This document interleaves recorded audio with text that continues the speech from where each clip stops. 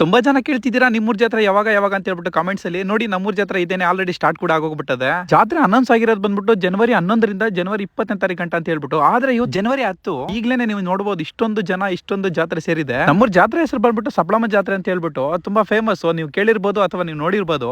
ಈ ಒಂದು ಜಾತ್ರೆಯ ಸಂಪೂರ್ಣ ಅಡ್ರೆಸ್ ಬಂದ್ಬಿಟ್ಟು ತೊರ್ನಳ್ಳಿ ಗ್ರಾಮ, ಮಾಲೂರು ತಾಲೂಕು, ಕೋಲಾರ ಡಿಸ್ಟಿಕ್, ಒಟ್ನಲ್ಲಿ ಕರ್ನಾಟಕದಲ್ಲೇ ಇರೋದು. ನೀವು ಬೇಕಾದ್ರೆ ಗೂಗಲ್ ಕೂಡ ಮಾಡಿ ನೋಡಬಹುದು. ಸಪ್ಲಮ್ಮ ಜಾತ್ರೆ ತೊರ್ನಳ್ಳಿ ಅಂತ ಹೊಡಿದ್ರೆ ಫುಲ್ ಕ್ಲಿಪ್ಸ್ ಕೂಡ ನಿಮಗೆ ಬರ್ತೈತೆ, ಲೊಕೇಶನ್ ಕೂಡ ನಿಮ್ಗೆ ಸಿಗ್ತೈತೆ. ಈಗ ನೀವು ನೋಡ್ತಿರ್ತಕ್ಕಂಥ ಜಾತ್ರೆ ಬಂದ್ಬಿಟ್ಟು ಕೇವಲ 20% ಅಷ್ಟೇನೆ.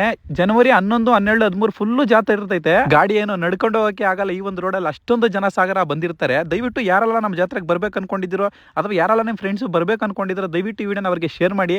ಅಥವಾ ರೈತರಿಗೆ ಆಗಿರ್ಬೋದು, ಮಾರೋರಿಗೆ ಆಗಿರ್ಬೋದು, ಕೊಳ್ಳೋರಿಗೆ ಆಗಿರ್ಬೋದು, ಏನ್ ಎಲ್ಲರಿಗೂ ತುಂಬಾ ದೂರದ ಊರುಗಳಿಂದ ಬರೋರಿಗೆ ಗೊತ್ತಿರೋದಿಲ್ಲ ಯಾವ ತರ ಒಂದು ಸ್ಟೇಜ್ ಅಲ್ಲಿ ಇದೆ ಜಾತ್ರೆ, ಏನ್ ಕತೆ ಅಂತ ಹೇಳ್ಬಿಟ್ಟು ಈ ಒಂದು ಮುಖಾಂತರ ಎಲ್ಲರಿಗೂ ತಿಳಿಲಿ. ಆದಷ್ಟು ಜನರಿಗೆ ಈ ಒಂದು ವಿಡಿಯೋನ ಶೇರ್ ಮಾಡಿ, ಯಾಕಂದ್ರೆ ಅವ್ರಿಗೂ ಬರೋದಕ್ಕೆ ಒಂದು ಅನುಕೂಲ ಆಗುತ್ತೆ. ನಮ್ದು ಕೂಡ ಇದೇ ಊರೇನೆ. ಸೊ ಹಂಗಾಗಿ ಬನ್ನಿ, ಆದ್ರೆ ಸಿಗುವ ಎಲ್ಲರನ್ನ ಇಲ್ಲಿ. ಮತ್ತೆ ರಾಜ ರತ್ನಾಕರ ಟೀಮ್ ಅವ್ರು ಬಂದ್ಬಿಟ್ಟು ಜನವರಿ 11ನೇ ತಾರೀಕು 5 ಹೊರೆ ಹುಲ್ಲುಗಳನ್ನ ದನಗಳಿಗೆ ದಾನ ಮಾಡ್ತಿದ್ದಾರೆ. ಸೊ ಹಂಗಾಗಿ ನಾನು ಮತ್ತೆ ವಿನಿ ಈ ಒಂದು ಕಾರ್ಯಕ್ರಮದಲ್ಲಿ ಪಾಲ್ಗೊಳ್ತಾ ಇದೀವಿ.